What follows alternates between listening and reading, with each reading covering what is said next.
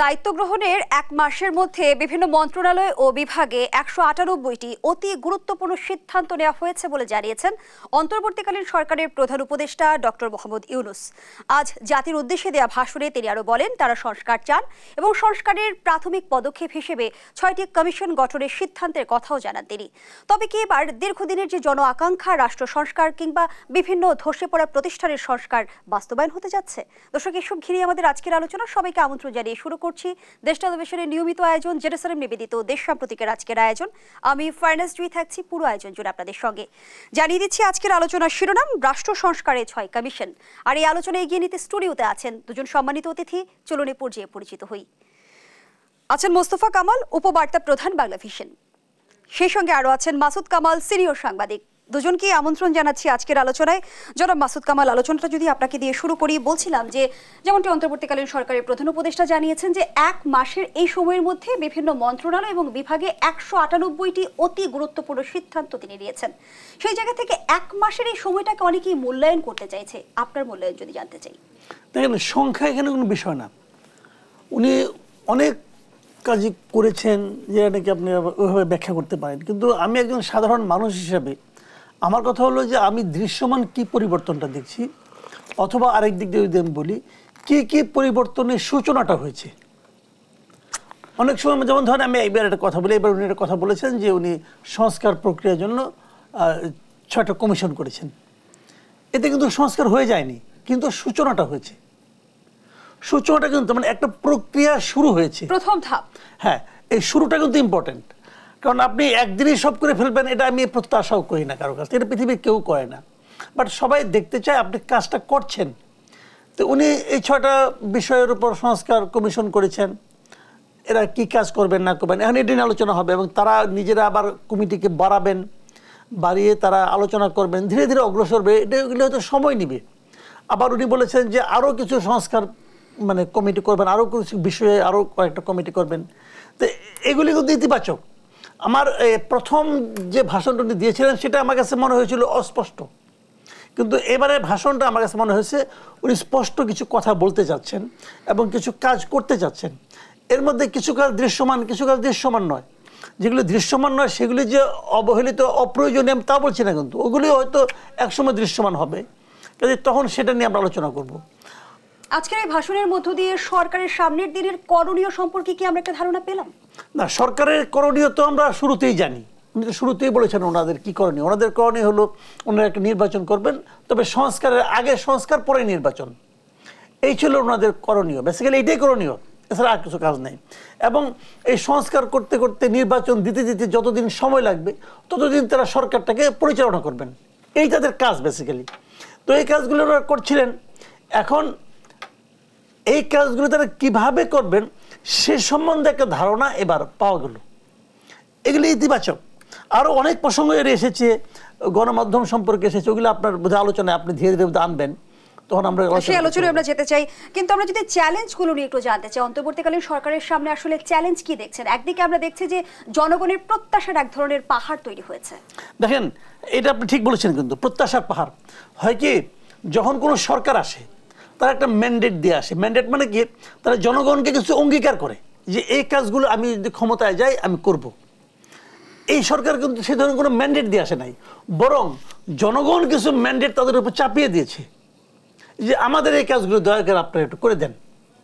এবং সেগুলির মধ্যে এগুলি শেষ নাই কোনো, এক একজনের এক এক রকম ম্যান্ডেট। ওনাকে জিজ্ঞাসা করেন আপনি কী কী চান গভর্নমেন্টের কাছে, 10টা লেখেন, তো উনি 10টা লিখবে, আমি 10টা লিখবে, তাকে মিলবে না। 2-1টা মিললে মিলতে পারে, যার যার মতো করে চাহিদা। সবাই আমরা ভাবছি উনি এসেছেন একটা জাদুর কাঠি হাতে সব সমস্যার সমাধান করে দিবেন। দিতে পারবেন কি না জানি না, হয়তো দেওয়ার চেষ্টা করবেন, সেগুলো একটা বিষয় আছে।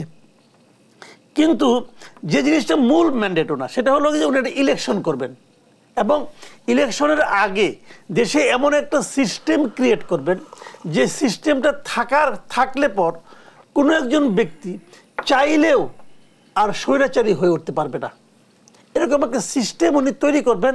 এটা হলো আমাদের তার কাছে সবচেয়ে বড় প্রত্যাশা। ওইটা করতে যে উনি ধাপে ধাপে বিভিন্ন ওইটা করতে যে আপনার করবেন, আপনার প্রশাসনে চেঞ্জ করবেন, পুলিশ। কিন্তু এই মুহূর্তে যদি আপনি বলেন চ্যালেঞ্জ কি, এই মুহূর্তে যে দুটো চ্যালেঞ্জ দিয়ে উনি মোটামুটি মানে জুবুথুবু হচ্ছেন আর কি।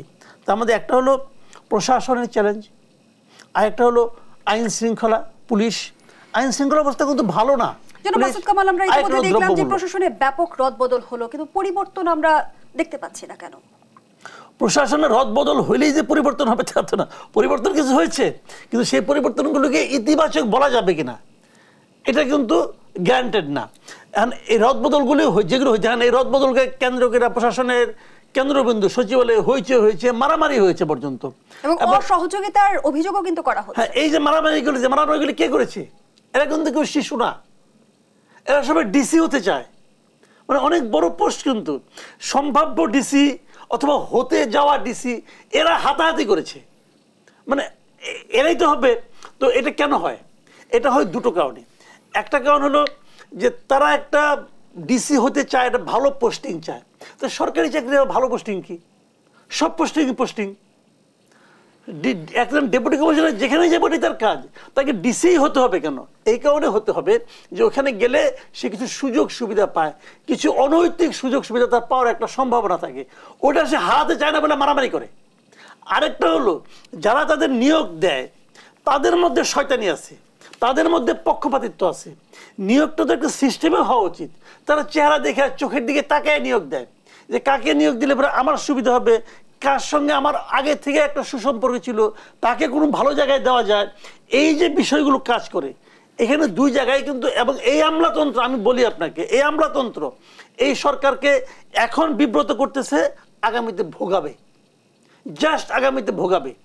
এবং এই সরকার যদি ব্যর্থ হয় তার প্রধান একটা কারণ হবে এই আমলাতন্ত্র। ধন্যবাদ জানাচ্ছি জনাব মাসুদ কামাল, জনাব মোস্তফা কামাল। যেমনটি আমরা দেখলাম, নির্বাচন ব্যবস্থা, পুলিশ প্রশাসন, বিচার বিভাগ, দুর্নীতি দমন কমিশন, জনপ্রশাসন, সংবিধান, এই 6টি ক্ষেত্রে সংস্কারের জন্য 6টি কমিশন করার সিদ্ধান্তের কথা জানিয়েছেন ডক্টর মোহাম্মদ ইউনূস। এই পদক্ষেপগুলোকে কিভাবে মূল্যায়ন করবেন? জি, ধন্যবাদ আপনাকে। মূল্যায়ন করার নানান বিষয় এখানে আছে। তো আবার যেহেতু সাথে সংস্কার শব্দটা আছে, সংস্কার অংশ হিসাবে করা হচ্ছে এগুলো। তো সংস্কার বলতে আমরা সাদামাটা বাংলায় বুঝি মেরামত করা অথবা রিমেক করা, যেটাকেই বলি। তো এখন যেটা হচ্ছে সংস্কারের নামে, সেটা কিন্তু মোটে সংস্কার না, এটা অদল বদল হচ্ছে। রামের বদলে রহিমকে দেয়া হচ্ছে, আবুলের বদলে বাবুলকে দেয়া হচ্ছে, কামালের বদলে জামালকে দেয়া হচ্ছে। তো এই দেয়া নেয়ার মধ্যে এখানে পক্ষ দুটা স্পষ্ট, একটা দাতা, একটা গ্রহীতা। তো এই দুই মহলের মধ্যেই কিন্তু একটা মতলবের ফারাক আছে। যারা ডিসি হতে চান, স্বাভাবিক একটা আকাঙ্ক্ষার পোস্ট, একটা প্রজ্ঞাপন হলো এক ফরম্যাট, ঠিক আবার ওই প্রজ্ঞাপনটা বাতিল হয়ে গেল। এর মধ্যে এটা কিন্তু মোটা দাগের একটা প্রশ্ন জেগেছে, তাহলে কি দেখে তাদেরকে চয়েস করলেন, আবার কি দেখে তাদেরকে বাতিল করলেন। এর আগে আমরা শুনেছি ডিসি, এসপি এ ধরনের পদগুলোতে অনেকটা ডিএনএ টেস্টের মতো হতো। তো তারা এই কয়েকদিনে কতটুকু কাজ করেছেন না করেছেন এটা তাদের বিষয়, কিন্তু আমরা বাইরে থেকে যেটা দেখেছি, সচিবালয় বলেন অথবা পুলিশ সদর দপ্তর বলেন, ওখানে গিয়ে 5-7 মিনিট ঘুরলে বোঝা যায় যে এখানে হচ্ছেটা কি। তো হচ্ছেটা কি এর মধ্যে ক্রাইটেরিয়া একটা, যারা পদবি চান, পদোন্নতি চান, একসাথে 2-3টা পদোন্নতিও তারা পেয়েছেন। তো তাদের ক্রাইটেরিয়া হচ্ছে যে তারা বঞ্চিত, তারা অত্যন্ত নিগৃহীত ছিল, এই হচ্ছে প্রধান শর্তটা। আবার দেখা গেল এর ভিতরে যারা গত মাস কয়েক ধরেও বিভিন্ন লোভনীয় পদবিতে ছিলেন বা 2-3 বছর ধরেও আছেন, অথবা আরো পরিষ্কার করে যদি আমি বলি 2018 সালের নির্বাচনও ছিলেন, 2024-এর নির্বাচনও ছিলেন, 14তে তো ছিলেন, অত্যন্ত প্রভাবশালী পর্যায়ে ছিলেন। তারা কি করেছেন, তাদের বিশেষ যোগ্যতাটা কি ছিল, যেটা হচ্ছে এই বর্তমান সরকারের ক্লোজিং ওয়ার্ক হবে নির্বাচন, অর্থাৎ দিনের ভোট রাতে করার বিষয়ে তারা অত্যন্ত এক্সপার্ট, আবার বিনা ভোটে 154 জন পাশ করিয়ে দেওয়ার মতো এক্সপার্ট তারা। তাদের অনেকেও কিন্তু বিভিন্ন পদবি এরই মধ্যে ইন করেছেন। তো প্রকৃত যারা বঞ্চিত তারা ওটাকে বলছে অনুপ্রবেশ। তো এই অনুপ্রবেশটা কার মাধ্যমে হচ্ছে? আমাদের চেয়ে তারা কিন্তু যারা নিয়োগ নিচ্ছেন, নিয়োগ দিচ্ছেন, তাদের কাছে এই সংক্রান্ত তথ্য অত্যন্ত বেশি। কিন্তু জনাব মোস্তফা কামাল, এই অদল বদলের সমীকরণে আসলে সংস্কার কতটা দূরে? সংস্কার অবশ্যই অনেক দূরে। যদি পুলিশে সত্যিকারের সংস্কার হতো অথবা সিভিল অ্যাডমিনিস্ট্রেশনের সত্যিকারের সংস্কার হতো, সেই ক্ষেত্রে আমরা ডিসি শব্দটাই তো উচ্চারণ করতাম না এখন। ডিসি অর্থ ডেপুটি কমিশনার, এটার বাংলা তর্জমা কিন্তু জেলা প্রশাসক হয় না। ডেপুটি কমিশনার আর জেলা প্রশাসক এক না, অর্থাৎ শাসক হওয়া প্রশাসক হওয়ার একটা প্রবণতা ওখানে আছে, তারা ওইটা বহাল রাখতে চান। আগামী নির্বাচনও তো তারা ফ্যাক্টর হবেন, এই তারাই কিন্তু আগামী নির্বাচনে ফ্যাক্টর হবেন। তো এবার বুঝতে হবে যেটা আমাদের আজকের প্রধান উপদেষ্টা বক্তব্যের শুরুতে তিনি বলেছেন একটা শব্দ, হুবহু আমি বলছি, আমাদের কাজ অনেক বড়, অনেক কঠিন। অর্থাৎ তাদের কাজের ভলিউমটা খুবই বড়। কেমন বড়? যেটা 15 বছর 7 মাস ধরে যে কোর্স পড়ানো হয়েছে, এই 1 মাসের ক্লাসে এই এত বছরের কোর্স কমপ্লিট করা সম্ভব নয়। অর্থাৎ তাদের মধ্যে এখনো একটা মানসিকতা আছে যে এইভাবে চলছিল ওইভাবে চলুক, অর্থাৎ সংস্কারের দিকে তারা মূলত যেতে চাচ্ছেন না। প্রশাসনের গতানুগতিক প্রক্রিয়া যদি চলতে থাকে তাহলে প্রশাসনে আবারও যে বেনজির কিংবা হারুনদের মতো দানব তৈরি হবে না, সেই নিশ্চয়তা আমরা কিভাবে পাবো? না, নিশ্চয়তা নেই সেটার। বরং এরই মধ্যে যারা বিভিন্ন গুরুত্বপূর্ণ পদে পেয়েছেন, বসেছেন প্রশাসনে বা পুলিশে, এ নিয়ে কিন্তু কথাবার্তা হচ্ছে তাদের নিজেদের মধ্যে। এই কথাবার্তার মধ্য দিয়ে কয়েকটা সিদ্ধান্তও কিন্তু পরিবর্তন হয়ে গেছে। আপনি খবর নিলে দেখবেন গত 2-3 দিনে নিয়োগ দেয়া হয়েছে, আবার স্থগিত করা হয়েছে, আবার পদোন্নতি দেয়া হয়েছে, আবার একজনকে স্থগিত করা হয়েছে। অর্থাৎ একটা গোলমাল ওখানে যাচ্ছে, যার পরিণতিতে জেলা প্রশাসক প্রার্থীদের মধ্যে হাতাহাতি। চট করে হাতাহাতিটা কিন্তু শুরু হয় নাই একদিনে, বা কেউ হুইসেল বাজিয়েছে তারপরে তারা হাতাহাতি শুরু করেছে হাডুডু খেলার মতো, ওইরকম না। এই যন্ত্রণা ভুগছিলেন তারা গত কয়েকদিন। আমরা একটু একটু যেটা বাইরের থেকে খবর পাচ্ছিলাম, তো বাংলাদেশের প্রশাসনের যেটা হেডকোয়ার্টার অথবা কেন্দ্রবিন্দু, সেটা হচ্ছে সচিবালয়। বর্তমান সময়ে কি আমাদের এই ধরনের মানসিকতা তৈরি হয়েছে যে অন্তর্বর্তীকালীন সরকারকে চাপে ফেলে দাবি আদায় করা? অবশ্যই সে একটা দাবি নামার রীতিমতো পয়দা করা হচ্ছে। এটাকে আমি যদি বলি বায়না ধরছে, বায়নার সংখ্যা কিন্তু প্রচুর। কয়েকদিন ছিল সেটা যমুনার সামনে, মাননীয় প্রধান উপদেষ্টার বাড়ির সামনে, সেখানে এখন কাঁটাতারের বেড়া দেওয়া হয়েছে। ডিএমপি থেকে নোটিশ দেওয়া হয়েছে ওখানে যেন কেউ জড়ো না হন। তো সশরীরে যদি জড়ো নাও হন, দাবি পয়দা করতে, বায়না তুলতে যমুনা পর্যন্ত যেতে হয় না, তারা তুলছেন যথারীতি। আর এই দাবিগুলো তোলার ফাঁক দিয়ে সামাজিক কিছু ঘটনা কিন্তু ঘটে যাচ্ছে। একদিকে বলা হচ্ছে মানি না, আরেকদিকে বলা হচ্ছে দিতে হবে, দিয়ে দাও মানে আবার নগদে, আগামীকাল না কিন্তু, আর যে দাবি তাৎক্ষণিক সমাধান একদম নগদে তারা সমাধান চাচ্ছে। এই ফাঁকে যে ছোট্ট ছোট্ট কাজগুলো হয়ে যাচ্ছে আপনি দেখেন, একদম হিসাবের বাইরে, ধারণার বাইরে মাজার ভেঙে ফেলা হচ্ছে। নতুন উপাদান এটা। গতকাল কয়েক জায়গায় খবর আছে যে যৌনকর্মীদের উপর হামলা হয়েছে নির্দিষ্ট কয়েক জায়গায়। একদম বাড়তি কাজ কিন্তু এগুলো কেউ মনের সুখে করে ফেলেছে বা না বুঝে করে ফেলেছে এরকমটা কিন্তু মনে হচ্ছে না। নিশ্চয়ই কোনো না কোনো মহল আছে এই ধরনের ঘটনাগুলোর পেছনে। অর্থাৎ তাদেরও হয়তো বা কামনা হচ্ছে যেভাবে চলছিল ওইভাবেই চলুক।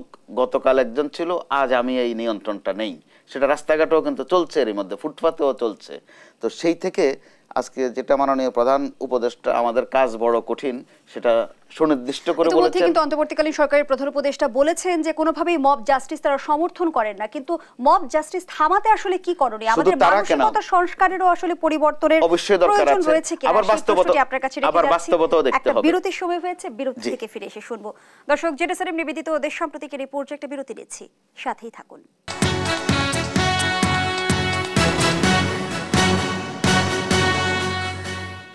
আবারও আমন্ত্রণ, আপনারা দেখছেন দেশ টেলিভিশনের নিয়মিত আয়োজন জেডএসআরএম নিবেদিত দেশ সাম্প্রতিক। আজকের আলোচনা চলছে রাষ্ট্র সংস্কারের 6 কমিশন, এই শিরোনামে আবারও ফিরছি আলোচকদের কাছে। জনাব মাসুদ কামাল, একটা ভিন্ন প্রসঙ্গ নিয়ে আপনার কাছে আসতে চাই। যেমনটি আমরা জানি যে সাবেক পররাষ্ট্রমন্ত্রীর দেশ ত্যাগের বিষয়ে নিয়ে নানা আলোচনা সমালোচনা চলছে। আমরা সামাজিক যোগাযোগ মাধ্যম থেকে শুরু করে বিভিন্ন মাধ্যমে দেখতে পাচ্ছি। প্রথমে আমরা আটক হওয়ার খবর পেলাম, এত কড়াকড়ির মধ্য দিয়ে আসলে দেশ ত্যাগ কিভাবে করলেন সেই প্রশ্ন কিন্তু ঘুরপাক খাচ্ছে। উনি কীভাবে দেশ ত্যাগ করছেন এটা নিয়ে আমি যত না উদ্বিগ্ন, তার চেয়ে বেশি উদ্বিগ্ন হলো, দেখেন আমাদের দেশের থেকে একজন লোক যখন বাইরে যায়, তো যাওয়ার সময় তাকে ইমিগ্রেশন হয়ে যেতে হয়। কিন্তু ইমিগ্রেশনে তার পাসপোর্টটা জমা দিতে হয়। জমা দিলে সেই ইমিগ্রেশন, আমাদের সব তখন মেশিন রিডেবল পাসপোর্ট, ই পাসপোর্টও আছে, ওটা দেওয়ার সঙ্গে সঙ্গে কিন্তু স্ক্যান করার সঙ্গে সঙ্গে তার নাম ধাম সমস্ত ঠিকানা সব চলে আসে। তো এবং উনি কোন ফ্লাইটে যাচ্ছেন, এই ফ্লাইটটা কোথায় যাচ্ছে, ওনার টিকিটটা কোন দিকে, সব কিছু সেখানে কিন্তু লেখা থাকে। তো আমাদের যারা যারা বিদেশে গিয়েছেন, যেখানে এতদিন হয়ে গেল এই সরকার আসার আগে, এই যে বেনজির আহমেদের কথা আমি বলি, ব্যাপারটা বেনজির আহমেদ কিভাবে গিয়েছেন, কবে গিয়েছেন, এই তথ্য এখনো ইমিগ্রেশনকে আপনাদেরকে আমাদেরকে কাউকে জানাতে পেরেছে অথবা জানিয়েছে? তো বেনজির আহমেদ ইমিগ্রেশন পার হয়ে যায় নাই, সে তো আর পাখি না, সে কি পাখি উড়াল দিয়ে চলে গেছে? পাখি তো না ভাই। অথবা সে কিন্তু মাটির নিচ দিয়ে বিগত সরকারের শাসনামলে দেশ ত্যাগ করেছে। না না না, আমি বলি আপনি সবগুলি বিগত সরকারের আমলে যারা ইমিগ্রেশনে ছিল, এখন কি নতুন আমেরিকা থেকে ইমিগ্রেশনের লোক আনছেন আপনি? ওই লোকই আছে, ইমিগ্রেশন তো চেঞ্জ হয় না, ওই লোকগুলি আছে আমাদের এখানে। তো আমার কথাটা হলো কি, এই জিনিসগুলি তখনও আমরা প্রশ্ন করেছিলাম, স্বরাষ্ট্র মন্ত্রণালয় বলে উনি জানেন না কিছু। যখন বলে আমি জানি না, তখন তো ওইগুলোকে চাকরি থাকে না আসলে, বেসিক্যালি লজ্জা শরম নাই, ছিল অনেকদিন, থাকছে। এখনো দেখুন স্বরাষ্ট্র উপদেষ্টা আছে। যখন মানুষের মনে প্রশ্ন যে এই লোকগুলি কি করে গেল, কোথায় গেল, কার মাধ্যমে গেল, কেউ কোনো জবাব দেয় না। এই যে জবাব না দেওয়াটা, এটা কি তাদের অজ্ঞতা নাকি ধান্দা? ধান্দাও হইতে পারে। অনেকে অনেক কথা বলে, মানুষের মুখে মুখে অনেক কথা ছড়ায়, যে একজন কত টাকার বিনিময়ে গেছে, টাকার নাকি এখানে রীতিমতো অকশন হয়েছে, যে কে কত টাকা দিবা, তারপরে তোমাকে আমরা বাইরে পাঠানোর ব্যবস্থা করব। তা আপনি যেমনিই পাঠান, এখানে ইমিগ্রেশন সিল না হলে তো যেখানে নামবেন তারা তো আপনাকে গ্রহণ করবে না রে ভাই। তো এটা তো সিম্পল কথা। তো আপনি ইমিগ্রেশনটা পার হলেন কেমন কিনা? সিল মারে নাই কেউ, যে মারছে তাকে জিজ্ঞাসা করেন যে কে তোমাকে সিল মারতে বলেছে, নাকি তুমি নিজে মাল খাইছো? কে? এই লোকগুলো যে বাংলাদেশে বহাল তৈরিতে এখনো চাকরি করতেছে, তাহলে কি আমি বলবো যে সরকারের মধ্যে আরেকটা সরকার আছে? একটা সরকার তাদের বিরুদ্ধে হুলিয়া জারি করে, আরেকটা সরকার তাদেরকে নিরাপদে দেশের বাইরে পার করে দেয়? হইতে পারে কিনা? না হলে কেমন হলো ভাই? আমি তো আগেই বললাম, আর তো যাওয়ার কোনো পথ নাই। আর আপনি হইতে মনে করেন এখানে ছাড়া যান, ওই দেশে যে ঢুকতে পারবেন আপনি, ওরা তো আটকাই দিবে, কই তোমার পাসপোর্ট কাগজপত্র। তাহলে কেউ কিছু বলে না মানে কি হয় আমাদের বাংলাদেশের মানুষকে সারা মূর্খ মনে করে, বোকা মনে করে, অথবা নিজেরা যে মূর্খ, মানুষ তাদের দেখে হাসাহাসি করতেছে, তাদের যোগ্যতা নিয়ে মানুষ যে সন্দেহ করতেছে, এটা তারা বুঝতে চায় না। এবং এই দুই ধরনের ঘটনাই কিন্তু বিপজ্জনক। এখন এগুলো হচ্ছে দেশে, কেন হবে? আমার মাঝে মাঝে মনে হয় আমরা একটা অন্তর্বর্তীকালীন সরকার পেয়েছি, এদের বোধহয় সব জায়গার উপর নিয়ন্ত্রণ নাই। আমি আর ডিটেলে গেলাম না, খালি এইটুকুই বললাম, এদের মনে হয় সব জায়গার উপর নিয়ন্ত্রণটা নাই। তো নিয়ন্ত্রণ না থেকে তারা হয়তো মনে মনে ভাবতেছে নিয়ন্ত্রণ নাই, তাই কী হয়েছে, আমি তো অফিস টফিস করি, পুলিশ আমাকে স্যালুট টেলুট দেয়, এটা যদি ভাইবা মনে একটা সান্ত্বনা পায়, তারা পাইতে পারেন। কিন্তু নিয়ন্ত্রণ না থাকাটা বড় একটা বিপদের আশঙ্কা কিন্তু তাদের মধ্যে তৈরি করে। তারা কি সে সম্পর্কে সচেতন? আমার সন্দেহ আছে ভাই। কাজে এখন এটা দুর্ভাগ্য আমাদের, আমরা জানি না। এই যে একবার বলা হলো যে সেনানিবাসে 624 জন আটক আছে, এরা কারা? নাম বললে অসুবিধা কি? নাম বলে প্রবলেম কি আপনার? নাম বলতে পারেন না? আচ্ছা, উনারা নাম বলতে পারেন না, সরকার নাম জিজ্ঞাসা করতে পারে না? জিজ্ঞাসা করে নাকি? ডরায়? সমস্যা নেই, লজ্জা পায়। পরিবর্তিত বাস্তবতায় আসলে জবাবদিহিতা নিশ্চিত করতে আমরা ব্যর্থ হয়েছি। তো কেন? অবশ্যই তো শুনে জবাবদিহিতা জিনিসটা কি ভাই? সবচেয়ে বড় কথা ট্রান্সপারেন্সি। আপনি ট্রান্সপারেন্ট নয় কেন? আপনি ট্রান্সপারেন্ট ছিলেন না কেন? জনগণ জানতে পারছে না যে এই লোকটা কি করে দেশ থেকে পার হলো, কেন জানতে পারছে না কার অনুরোধে অথবা কিসের বিনিময়ে সে পার হইতে পারলো, কেন জানতে পারছেন না? সরকার কেন জানতে দিচ্ছেন আমাদেরকে? আবার বড় বড় কথা বলে যে আমরা হলাম গিয়ে গণ আন্দোলনের মাধ্যমে আসছি। এই প্রসঙ্গে একটু আপনার মতামত জানতে চাই যে স্বচ্ছতা ও জবাবদিহিতা এখনো আমরা নিশ্চিত করতে পারছি না কেন? আমাদের ঘাটতিটা আসলে কোথায়? জি, ঘাটতি আমাদের ব্যাপক। প্রথমত হচ্ছে দীর্ঘদিনের চর্চা, দীর্ঘদিনের সেটা কি নির্বাচিত সরকার কি অনির্বাচিত সরকার। কয়েকটা জিনিস ছোট্ট ছোট্ট করে খেয়াল করেন। আমাদের মাননীয় স্বরাষ্ট্র উপদেষ্টা যেদিন বললেন সীমান্তে আর যেন কোনো হত্যা না হয়, ঠিক তার পরপর দুদিন দুটা হত্যা, স্বর্ণা দাস থেকে জয়ন্ত কুমার। জি। আবার শিক্ষা উপদেষ্টা যখন বললেন যে শিক্ষাঙ্গনে যেটা হচ্ছে, অর্থাৎ যেটা বলতে তিনি বুঝাতে চেয়েছেন বিভিন্ন জায়গায় শিক্ষকদের গায়ে হাত তোলা হচ্ছে, তাদেরকে ক্যাম্পাস থেকে বের করে দেয়া হচ্ছে, এরপর থেকে কিন্তু এটা থামেনি, বরং যেন আরেকটু বেড়েছে। এই গেল একদিক, অর্থাৎ কথা না শোনার একটা অভ্যাস। আবার সেটাকে সমর্থন দেওয়ারও কিন্তু একটা গ্রুপ আছে, তারা বলতে চাচ্ছেন যে সেটা কৃতকর্মের ফল।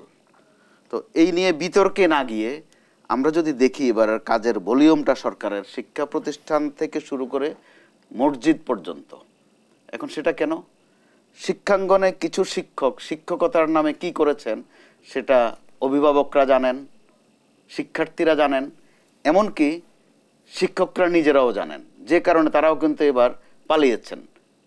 স্বাভাবিকভাবে পালাবেন যারা সরকারে ছিলেন, প্রধানমন্ত্রী সহ যারা ছিলেন প্রভাবশালী অংশ, তারা পালিয়েছেন, সেটা অনেকটা স্বাভাবিক। বিভিন্ন সময় এ ধরনের অভ্যুত্থানের পর অথবা গণ আন্দোলনের পর পালান, কিন্তু এবার পালাতে গিয়ে দেখেন আপনি শিক্ষকরা পালিয়েছেন। এটা প্রথম ঘটনা বাংলাদেশে। প্রধান বিচারপতি পালিয়েছেন, পালাতে পালাতে গিয়ে মসজিদের ইমাম সাহেব আর খতিব সাহেবও পালিয়েছেন, কোথাও কোথাও আজান দেওয়ার লোক নাই, মুয়াজ্জিন সাহেবও পালিয়েছেন। অর্থাৎ যে আমরা যেটা এসিআর বলি বা আমলনামা যেটা বলি, তাদের কাছেও সেটা আছে। অর্থাৎ এই কমিশন করে বের করা লাগছে না যে তারা কে কি করেছেন। এই বাস্তবতা কি আমাদের এই বার্তা দিয়ে যে রাষ্ট্রের প্রতিটি রন্ধ্রে রন্ধ্রে আসলে দলীয়করণ? অবশ্যই অবশ্যই। যেখানে আপনি 6 কমিশন করছেন, 6 কমিশন কতগুলো দিক দেখবে? শিক্ষাঙ্গন দেখবে, নাকি হাটবাজার দেখবে, নাকি মসজিদ মাদ্রাসা দেখবে? তো বাস্তবতাটা হচ্ছে গত 15 বছর 7 মাসে কবরস্থানেরও কিন্তু আলাদা আলাদা কমিটি হয়েছে। মসজিদে তো হয়েছেই, কবরস্থানে পর্যন্ত কমিটি আছে। কবরস্থান কমিটি সেটা আওয়ামী লীগ সমর্থিত না হলে হয় না। তো এমন যদি হতো যে ওই কালচারটা এখন বন্ধ হোক, যেটা ঘৃণা করে মানুষ, আসলে হাসে। এখন যারা আছেন ক্ষমতায় এখনো যাননি, অর্থাৎ যাবেন যাবেন একটা ভাব আছে বা আশা আছে, তারাও কিন্তু প্রায় কাছাকাছি ওই কাজগুলোই শুরু করেছেন। তো এরকম একটা অবস্থায় যে বিচারের আগে বিচার করে ফেলার একটা সংস্কৃতি, আগের অংশে সেই প্রশ্নটি কিন্তু আপনার কাছে রেখে গিয়েছিলাম যে মব জাস্টিস কেন আমরা নিয়ন্ত্রণ করতে পারছি না? নাগরিক দায়িত্ব বলতেও নিশ্চয়ই একটা ব্যাপার আছে। সেই দায়িত্বকে আমরা যথাযথভাবে পালন করতে পারছি? সেখানে নাগরিক দায়িত্ব বলতে আপনি বা আমি, এখন নির্বাচিত কোনো নাগরিক নেই, বা থাকলেও তারা যে দায়িত্ব পালন করেছেন মোটেই নয়। ধরুন আপনি যদি তৃণমূল পর্যায়ে যান, চেয়ারম্যান সাহেব বা মেম্বার সাহেব তারা কি করেছেন এটা তো তারাও জানেন, এলাকার মানুষও জানে। তো আবার যখন সরকারের পতন, তারা কেউ পতনের আগে ভাগেই কিন্তু চলে গেছে। তারা খুব বুঝদার, চালাক চতুর।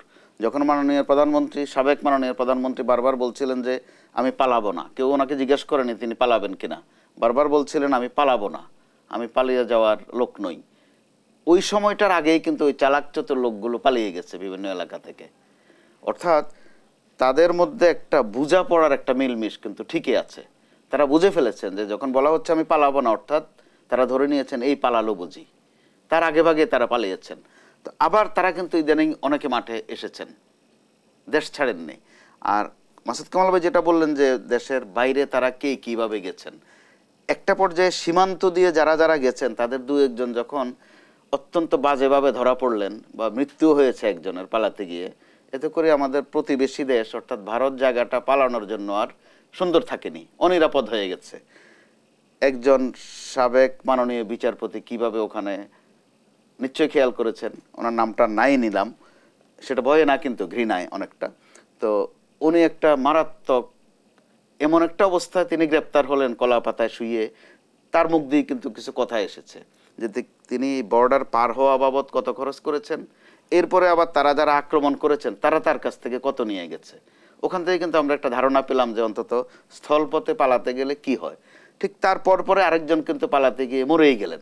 কিন্তু বর্ডার দিয়ে আসলে অবৈধ পন্থায় পালানো আর বিমানবন্দর দিয়ে দেশ ত্যাগ করা এক বিষয় কিনা, সেই বিষয়টি নিশ্চয়ই আপনি বলবেন। আবারও বিরতির সময় হয়েছে। দর্শক, জেনেছিলেন নিবেদিত দেশ সাম্প্রতিকের এই পর্যায়ে আবারও বিরতিতে যাচ্ছি, সাথেই থাকুন।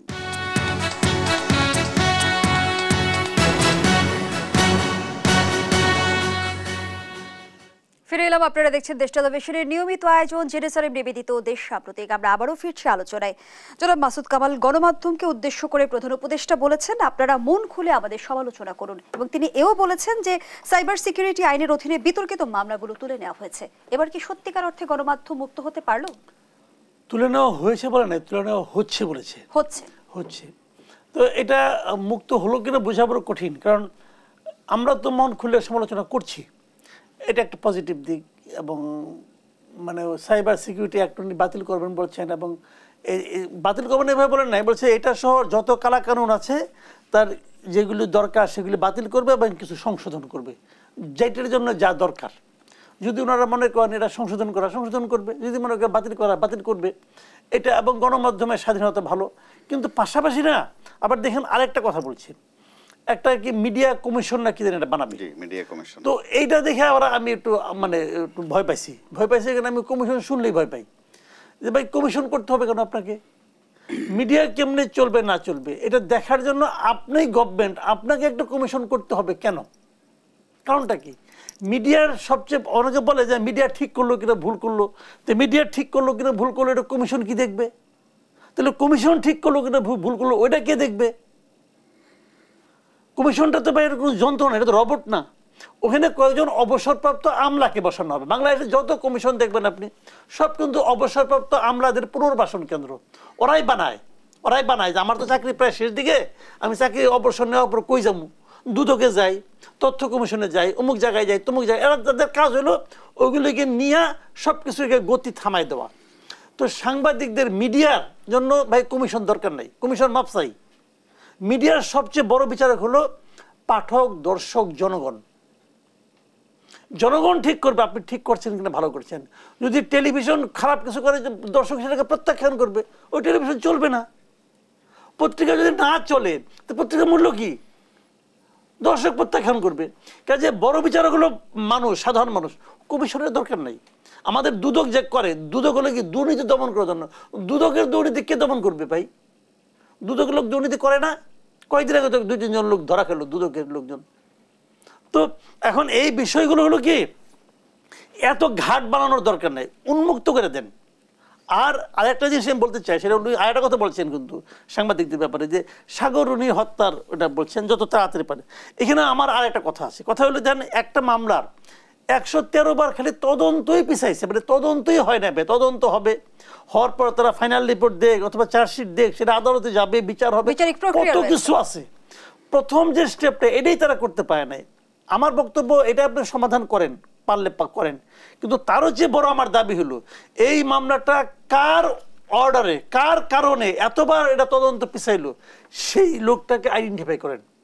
তার শাস্তিটা সবচেয়ে বড় জরুরি, কারণ সে আমাদের পুরো জাতির কাছে আইনের শাসন বলতে একটা বিষয় আছে, সেই জিনিসটাকে জাস্ট রেপ করছে, তাকে আগে ধরতে হবে যে আইনের শাসনটাকে কে নষ্ট করলো, কে এই মামলাটাকে তদন্তই করতে দিল না। একজন তো আসছিল ভাই পিছনে, এই বিহাইন্ড দ্য সিন কে ছিল সেটাকে চিহ্নিত করা। ধন্যবাদ জানাচ্ছি মাসুদ কামাল। মোস্তফা কামাল, যেমনটি মাসুদ কামাল আসলে মিডিয়া কমিশনের কথা শুনেই আসলে ভীত হলো, এই ভয়ের সংস্কৃতি থেকে আমরা বেরিয়ে আসতে পারবো কিভাবে? মাননীয় প্রধান উপদেষ্টা বলেছেন ভয় না পেতে, একটা অভয় দিয়েছেন। তো এই অভয় কেন দিতে হয়? আমরা ভয় পেয়েছিলাম বলেই তো আমাদের ওই ভয় কাটতে বোধহয় আরেকটু সময়ও লাগবে। মাসুদ কামাল ভাই বলেছেন কমিশন শুনতে উনি ভয় পান। গত কয়েক বছরে কমিশন অর্থ যে একটা কমিটি বা একটা পরিষদ, ওইটা কিন্তু আমরা ভুলেও গেছি নানান কারণে। নানান কারণটা কি? কমিশন শব্দটা আসলেই মানুষ কি প্রশ্ন করে না, প্রশ্ন করে কত, অর্থাৎ কমিশন কত, মতলব কত, ধান্দা কত। একইভাবে আপনি দেখেন সংস্কার, এখনো আমরা বলছি, শ্রদ্ধার সাথে বলছি, খুব আদর করে সংস্কার শব্দটা উচ্চারণ করছি। 1/11-এর সময়ও সংস্কার শব্দটা খুব আলোচিত ছিল। তো সংস্কার অর্থ তখনও কি ছিল? যে কোনো নেতাকে ধরে নিয়ে আসা, কোনো ব্যবসায়ীকে ধরে নিয়ে আসা। এতে করে সংস্কার শব্দের অর্থটা আর প্রায়োগিক অর্থটা থাকেনি। তো এবার আমরা আশাবাদী হতে চাই, যেখানে মাননীয় স্বয়ং প্রধান উপদেষ্টা বলেছেন যে লাগলে আমরা যেন সরকারের সমালোচনাও করি, ভুল ত্রুটিগুলিও ধরিয়ে দেই। তো যেটা আমরা গত অনেকগুলো বছর করিনি, অথবা পারিনি, অথবা সাহস পাইনি, অথবা ঝামেলা যন্ত্রণা মনে করে ওই পর্বেই আমরা যাইনি। তো ওই জায়গায় অন্তত আমি মনে করি এটাও একটা সংস্কার। ধন্যবাদ জানাচ্ছি আপনাকে মাসুদ কামাল। শেষ প্রশ্নটি আপনার কাছে রাখতে চাই। প্রধান উপদেষ্টা আরো একবার বললেন যে ভারত সহ প্রতিবেশী রাষ্ট্রের সঙ্গে সুসম্পর্ক চায় অন্তর্বর্তীকালীন সরকার, তবে সেই সম্পর্ক হতে হবে ন্যায্যতা ও সমতার ভিত্তিতে। কিন্তু ভারতের যে দীর্ঘদিনের আমরা দেখছি যে কর্তৃত্বপরায়ণ আচরণ, সেই আচরণ থেকে ভারত বেরিয়ে আসতে পারবে? এটা তো ভারতের ব্যাপার, ভারত না পারলে ভারত লস করবে, হিসাব সিম্পল। কারণ আপনি এতদিন তাকে তাদের যে কর্তৃত্বপরায়ণ আচরণ সবাই করতে চায়, আমার চান্স দিলে আমিও করতে চাই, কিন্তু সমস্যা হলো দেবেন কিনা। আগের গভর্নমেন্ট দিয়েছে, আগের গভর্নমেন্ট এতে আনন্দ অনুভব করেছে। ভারত আমাদের উপর কর্তৃত্ব প্রয়োগ করেছে, আমাদেরকে টর্চার করেছে, উনি আমোদ অনুভব করেছেন, এক ধরনের আনন্দ পেয়েছেন। কিন্তু এবার আমরা যেমনটা দেখলাম যে সীমান্ত হত্যাকাণ্ডের পরপরই কিন্তু আমাদের পররাষ্ট্র দপ্তর থেকে কিন্তু কড়া বার্তা দেওয়া হলো। ভারতকে খুব একটা আমলে নিয়েছে, আমলে নিয়েছে কিনা আমরা এখনো বুঝতে পারছি না, তবে কিছুটা নিয়েছে, কারণ এরপরে তার হয় না এই পর্যন্ত, ওর পর তার হয় না, পরের সপ্তাহে হয়েছে জয়ন্ত কুমার না, এই যেটা মারা গেছে এরপরে তো আর হয় না, মানে এটা মারা যাওয়ার পরে তো তারা করছে, মানে স্বর্ণা দাস মারা যাবার পরে ঢাকা থেকে করা বার্তা দেওয়া হয়েছিল, তার কয়েকদিন পরেই কিন্তু জয়ন্ত কুমার নামে আরো একজন হত্যার শিকার হয়েছে। আচ্ছা আচ্ছা, তাহলে ভারত হয়তো বার্তা দিচ্ছে না, হতেই পারে এরকম। ভারত খুব ভালো প্রতিবেশী না, প্রতিবেশী হিসেবে ভারত খুবই অবিশ্বস্ত, এটা আমরা জানি অনেকদিন ধরে, এটা বড় দেশ হলে যা হয় আর কি, কিন্তু তারপরে তার কাছ থেকে বার্গেন করে যতটা আদায় করা যায়। সেই জায়গা থেকে আরেকটা ছোট্ট প্রশ্ন রাখতে চাই, ভারতের প্রতিরক্ষা মন্ত্রীর বক্তব্যের আসলে কোনো উদ্বেগের কারণ রয়েছে কিনা? কোন বক্তব্যটা তার? যেমনটি বলেছে যে সশস্ত্র বাহিনীকে আসলে প্রস্তুত থাকতে বলেছেন, বাংলাদেশের প্রসঙ্গ এনেছেন। রাজনাথ সিং এই বক্তব্যটা আমার পছন্দ হয় নাই, উনি এটা কি করে বলেছেন, কেন বলেছেন, এবং সেটা আপনার ওই ইয়ের সঙ্গে আপনার মানে রাশিয়া এবং ফিলিস্তিনের যুদ্ধ, হামাসের সঙ্গে ইসরায়েলের যুদ্ধের সঙ্গে আমাদের দেশের পরিস্থিতি কেন উনি মিলালেন, এটা আমার কাছে ভাই গ্রহণযোগ্য না এবং বোধগম্য না, এবং আমি মনে করি এটা ওনার পুরানো অভ্যাসের কারণে এটা করেছেন, অথবা ওনাদের এতদিনের পিয়ারের বন্ধুর দুরবস্থার কারণে হয়তো। ধন্যবাদ জানাচ্ছি মোস্তফা কামাল। এই বিষয়ে এক লাইনে মন্তব্য করতে চাইবেন কি? হচ্ছে যে দীর্ঘদিনের অভ্যাস, আবার বাস্তবতা হচ্ছে যে মা বাবার মতো প্রতিবেশীও বদলানো যায় না। দুজনকে অসংখ্য ধন্যবাদ জানাচ্ছি। দর্শক, এখানেই শেষ করছি জেনেছিলেন নিবেদিত দেশপ্রতীকের আজকের আয়োজন। ধন্যবাদ এতক্ষণ আমাদের সাথে থাকার জন্য।